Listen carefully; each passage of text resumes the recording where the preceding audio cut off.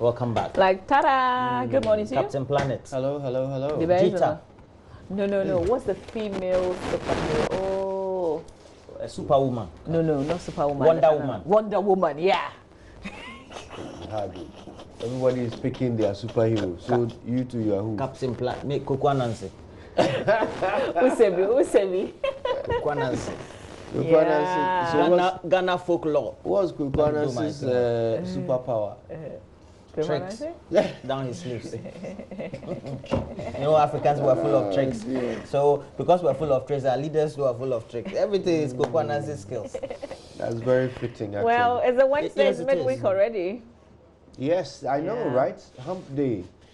We made it, so I guess it's downhill from here, right? Yeah, absolutely. Yeah, But it's good to see you both. You know, when it's a Friday, it always looks like, Charlie, it's going to be one of those nice weekends. And then all of a sudden... Before you know it, it's Monday. Yeah. And you're wondering... What the? Yeah. Yeah. I actually would support a 3-day weekend.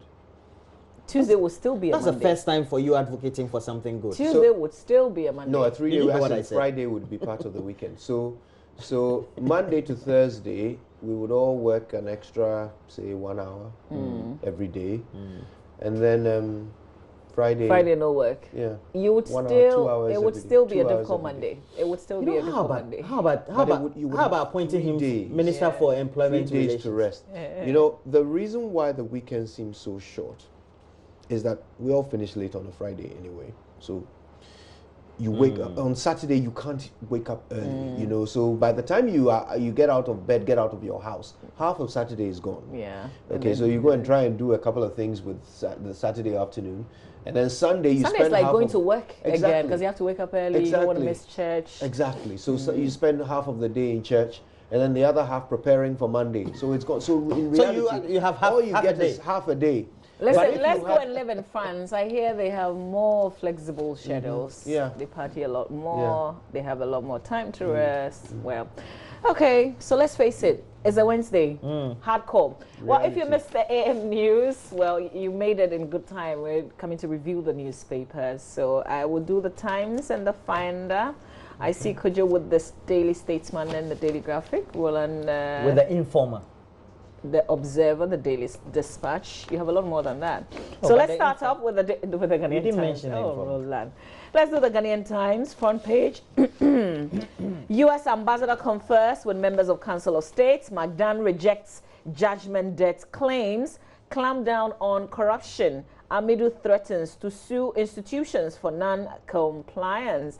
And you should see the face on the front page of the paper. Look at that. Look at Ms. Amidu's face. It tells the story exactly the way... It sounds like he's saying, "What you talking about, Willis?" Did you used to watch Different Strokes? Yeah. Well, two grabbed in connection with killing of woman at Abrewa in Kwantam. That story is also in today's paper. It's actually on the front page. It's rather very tiny. It says 2 persons have been arrested by the Eastern Regional Police Command in connection with the murder of a 24-year-old woman at Abrewa in Kwantam, a suburb of Koforidua in the Eastern region. Let's see what's in the center spread. It's details of the Amidu story. Also, GGA extends deadline for filing nominations to August 9. Health experts deliberate on strengthening capacities to regulate food and alcoholic beverages. And then on the back page of the paper, nuisance tax or taxes take center stage at Road Confab. That's the 2019 National Road Safety Performance Review Conference, which opened in Ho on Monday. They say with serious public concerns over the conduct of tricycles operating as taxis on the road. So Togbi Ajilakle Housu, the 11th or 12th, Avafiaga of Asogli, who charged who chaired the function, was the first to express worry about the phenomenal surge in the number of commercial tricycles in the municipality currently. And 329 Galamseyas undergo vocational training, technical training. So this figure, 329, They're all former illegal miners recruited for training in vocational and technical skills under the government's Alternative Livelihood Program are expected to graduate by the end of this month. That's good news. They were part of the 500 trainees who were enrolled in 11 Department of Community Development's vocational and technical institutes in 18 districts to be provided with 12 months institutional level training. All right, you can read on. But let's do the finder. That's the last paper for me. Front page, 1,252 perish in accidents between January and June this year alone. Develop more modern maritime strategy, Dr. Kwesi Enin's government. 1.2 million new voters registered by the Electoral Commission. Ghana Post wins Excellence in Innovation Award. It's also another story, but of course the disturbing one is the fact that the number of commuters killed rose from 1,212 in the first half of 2018 to 1,252 during the first 6 months of this year. 934 males have been killed, 18 years and below. Males 18 years and below killed were 126, while males above 18 years killed are 808. And then females below 18 years who lost their lives were 86, while females above 18 years killed in road traffic crashes totaled 232. And I'm saying, you know, I'm just going over the figures just so we know that the people who are killed on our roads each day are human beings. These are human beings that I'm mentioning, and it sounds all like numbers, and they've been killed. Those lives will never come back. So when you use the road, please be careful. Just be cautious on the road, essentially. So you can read on the statistics that's been given. They've broken it down. 348 killed by private vehicles. Commercial vehicles involved in accidents, that number is 4,133. Vehicles involved in accidents overall is 11,167. That's huge. And 540 of those killed were killed by commercial vehicles. So if you do a comparison, the private vehicles killed 348 and the commercial vehicles killed 540 human beings. Just down there on page 2, still in the finder, is 2 persons, Charles Asante and Emmanuel Odro, have been sentenced to 10 months in prison for contravening provisions in the Public Health Act 2012 and the Accra Metropolitan Assembly's bylaws 2017. What did they do? Well, first, they couldn't pay a fine of 600 Ghana cedis each after a sanitation court presided over by Her Worship Mrs. Juliet Osei-Wedu found them guilty of dumping refuse indiscriminately at Tudu, a suburb of Accra. So when we want the laws to work, when we try to enforce, we actually succeed. So 2 jailed, 8 fined, 3,840 Ghana cedis for sanitation offenses. But for such an offense, it's not our joy to see you in prison. You know, there's something else that we can let you do apart from spending time in jail. Because what do you learn really when you go to jail? And that's why we've been advocating for the other forms of sentencing apart from the imprisonment. For an offense like that, you should be made to do some other thing where you can learn the lessons of what you did. You never do it again. Yeah. Okay, guys. All right, so let me start with the Informer. The Informer has on the front page an attempt to cover up gross inefficiency. Amidu in blame game says Akufo-Addo has a long way to go in fight against corruption and threatens to sue Attorney General. We also have on the front page of the Informer, missing pickup, Savannah region boils as NDC MPP join forces for massive demonstration. Down there, front page of the Informer, we have, after taking to his heels, MPP disowns chairman. After taking to his heels, urges NIB to deal with him to recover all loans and overdraft facilities contracted. Appointment of former GMA boss as GRA board chair. GIA disappointed in Akufo-Addo reminds the president to uphold his oath of office. And the other story we have on the front page of the Informer Government condemned and court decision to reverse Afoko's bail. On the front page of the New Publisher, we have Amidu opens fire. My request for information to work are disregarded. Afoko petition hit Shraj. West Blue wins another transparency award, and ADB holds Business Health Week. Soldier in prison over drop that chamber video. I don't know what has happened to the gentleman.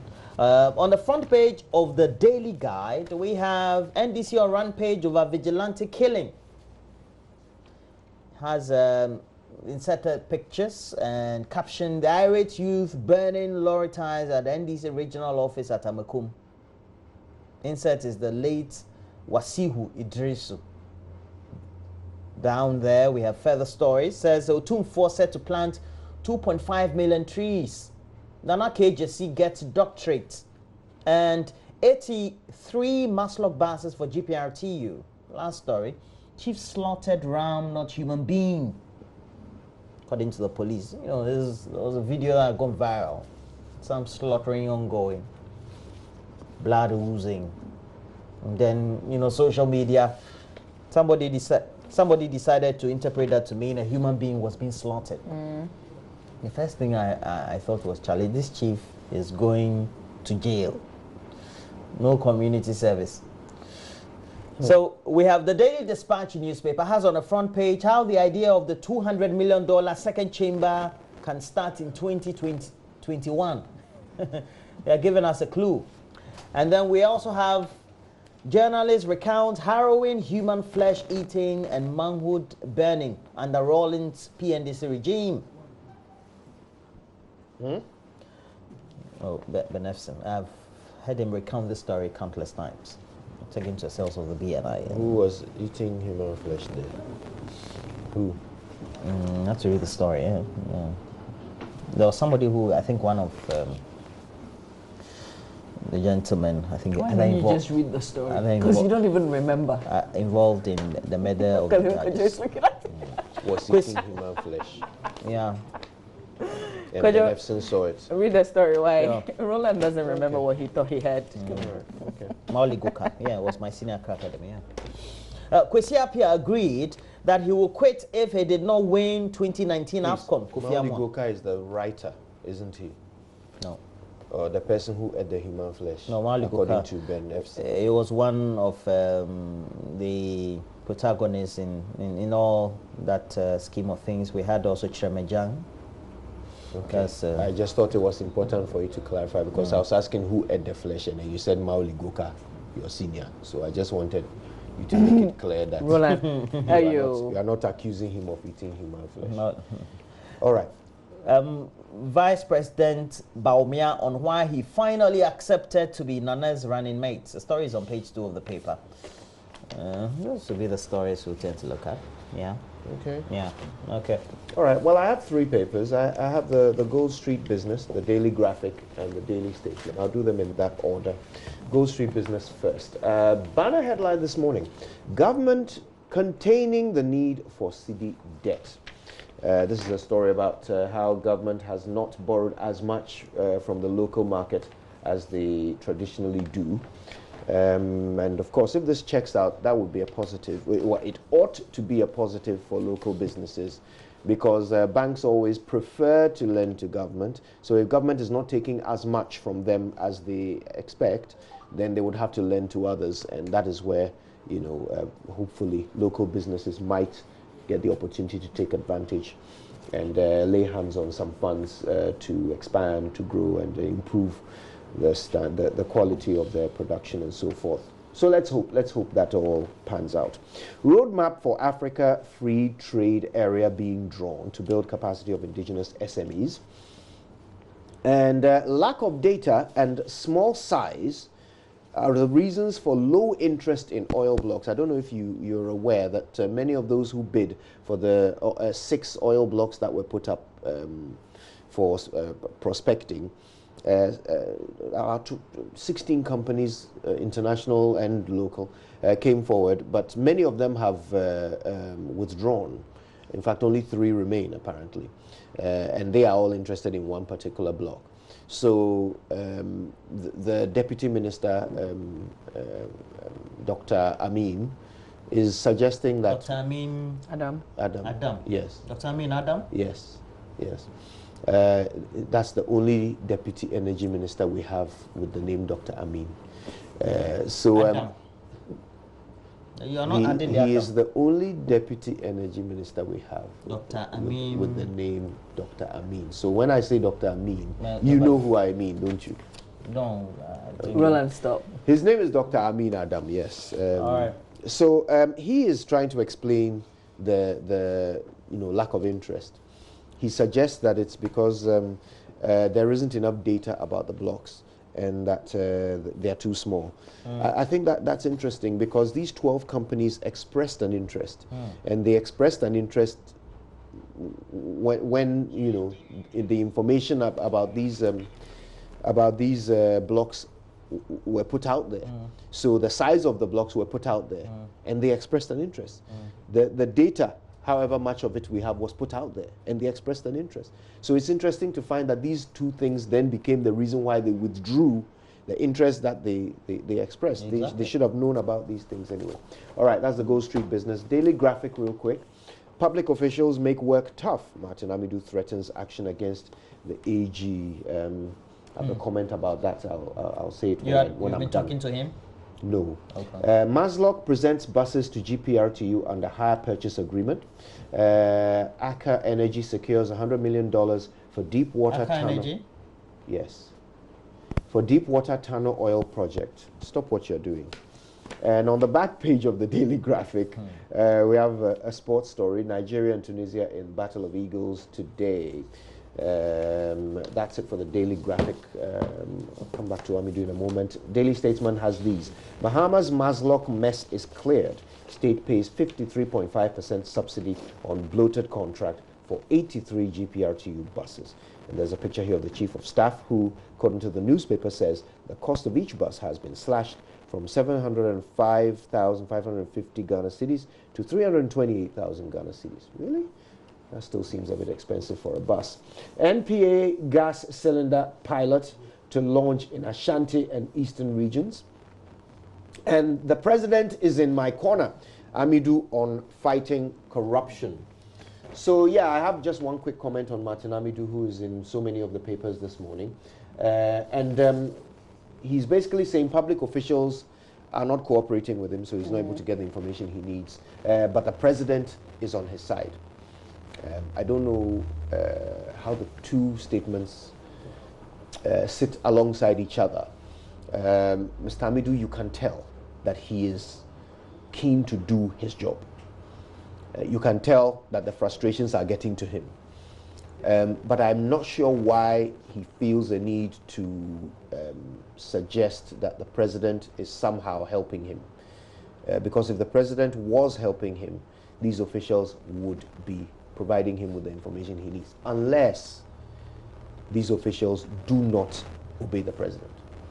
So, yeah, I mean, if the president is on his side but the officials are not, you get what I'm saying? Oh, but yeah. we've been in this country. We've seen how presidents have given directives, yes, and people have failed to follow. Absolutely. So the president could be in your corner, on your side. That's exactly. But officials may not work with you. That's what I'm saying. That Mr. Amidu, if indeed he believes that the president is on his side, then he must also believe that government officials do not obey the president.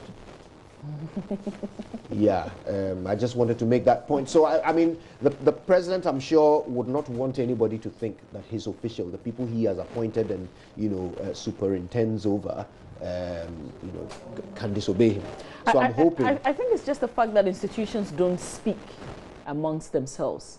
Because if you listen to some of the things that he's talking about, if he takes a certain action or if he's investigating someone, takes somebody to court, the institution has certain responsibilities. Yes. So you can indict the person. You shouldn't make it look like, even though Amidu is investigating you, you're still working here, you're okay, you still have access. And I feel it's more of an institution to the other institution than the presidency necessarily. Which institutions? In this example you've given. In this example that I'm giving. So which with institutions are not talking to each other? So with that particular scenario, I'm based on the things that he's saying. I'm just saying. So let's just say maybe finance ministry. There's a director there that he's investigating, that he's taking to the courts.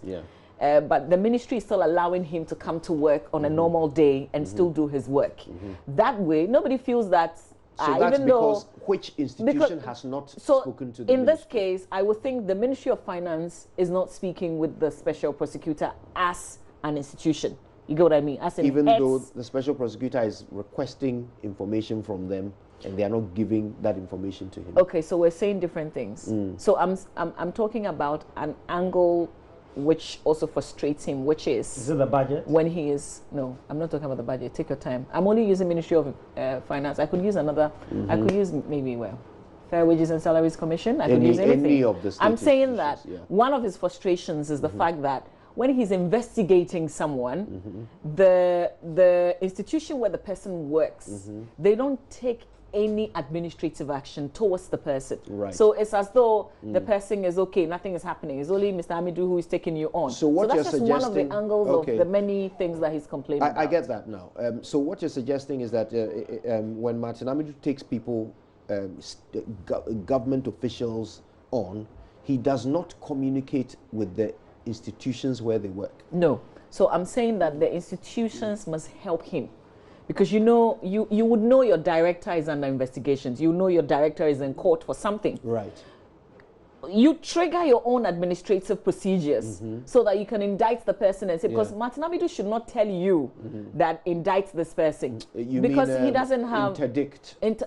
Interdicts. Thank you. Martin Amidu can't tell you that. Because you're not under his... So I'm saying that... So it's not a communication problem then? No, I'm not saying it's a communication problem. But I'm saying... more like, what's the word? I need a word. There should be some cooperation. Synergy. Yeah. But I mean, if you know that your official is being investigated, if you know it, then I don't know what synergy you require in order to do what is right. But they're not helping. They're not helping. I'm investigating, I'm taking you to court, but you still go to work every day. You still do the things that you do. And your employer is aware, and he's not doing anything about it. What does that tell the others that you work with? It means you can go ahead and do whatever it is you want to do, because after all, the special prosecutor is working alone. Absolutely. You know? So that's what I mean by institutions speaking among themselves and trying to help him out. For me, I find it troubling that he, the special prosecutor, should be communicating the way he's communicating. There's nowhere in the act that says that if you feel personal frustrations in the daily administration and workings of the office, you have to write missives or letters. There's no way that says he can't. Yeah, but he got support from the people. There's no way the act that says he can't do that. He's communicating with the people who are super excited. I don't know why you are referring to the act. When his name came up and when he was appointed. Details and outlines ways by which he can get all remedies. He's working for the people. And it's not just a public. So what does the act say about this? What does the act say he's supposed to do? There are procedures by which, if he feels frustrated, you are making that point, so you must know what those procedures are. No, but I'm saying you don't know what the procedures are. The first point is that the act dedicates itself for him to be able to work the way he has to. There's nowhere in the act that states that you have to write missives. But there's nowhere in the act that says he can't write missives. So if he has challenges, that says he can't write missives. If you're working in the interest of the public and you have to pursue cases which could also be speculated in the media, and you have to investigate them, you go ahead and do what you Let's do myjoyonline.com. We will not agree with you on this. Let's do myjoyonline.com before we wrap up. So you are not interested in solving the problem? I am happy that he's talking. I'm thinking that he could have done better than he's doing now. So what could he have done? He should do the necessary things. What is the necessary thing? By going to the president to state that these officials that I have subpoenaed or have written to give me certain documents are not giving those documents to me. And so I would want you to take a stand today, publicly, and make a statement to say... Is that in the act? It's not in the act. The president is very instrumental in trying to ensure that the office runs, and that's very important. Okay, Roland, can we take a minute and go to my journal? All that he's doing, I don't see. So you disagree with him talking to the people? Yeah. I disagree with you. But yeah, but opinions are like gnosis. Yeah, we're all entitled to one. Yeah, so let's do myjoyonline.com. Yeah, that we all agree on. This morning. Kojo? Oh yeah. By the way, just quickly before we do the first story on myjoyonline.com, you've noticed this thing about McDan coming out to deny and disagree with these claims that he's been given judgment debt. In fact, he's saying he's not even taking government to court. Now, who was it that made the claim? Was it Arthur Forson? Yes, it was Arthur Forson. I'm surprised. I mean, normally you expect people of that caliber, to be speaking based on fact.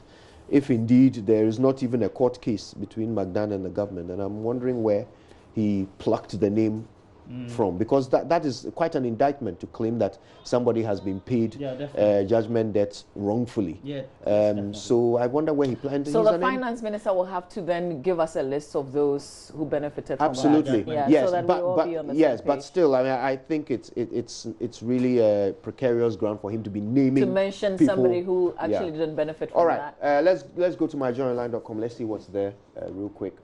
Shatawale trends. Oh, okay, we'll get to that. First story. What's that? 1.2 million new voters added to electoral roll. Okay, I think this is old news, isn't it? Okay.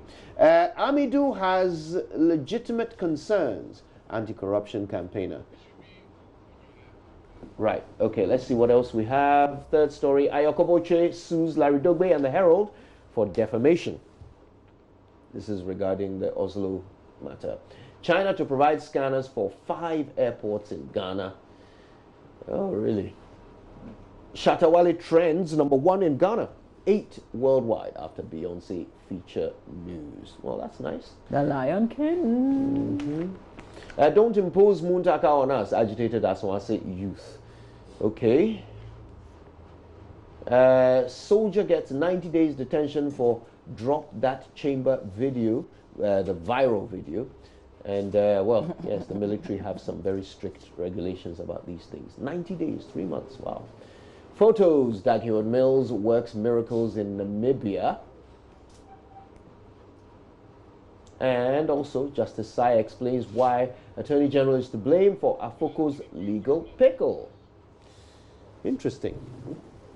How do you guys feel about miracles? I believe in miracles. They do happen. Yeah. I have some difficulty. Yes, I have a bit of doubt when it comes to miracles, but that's just me. That's just you. Yeah. My understanding of Christianity and God's relationship I should put you and Ochiamin Kwame together.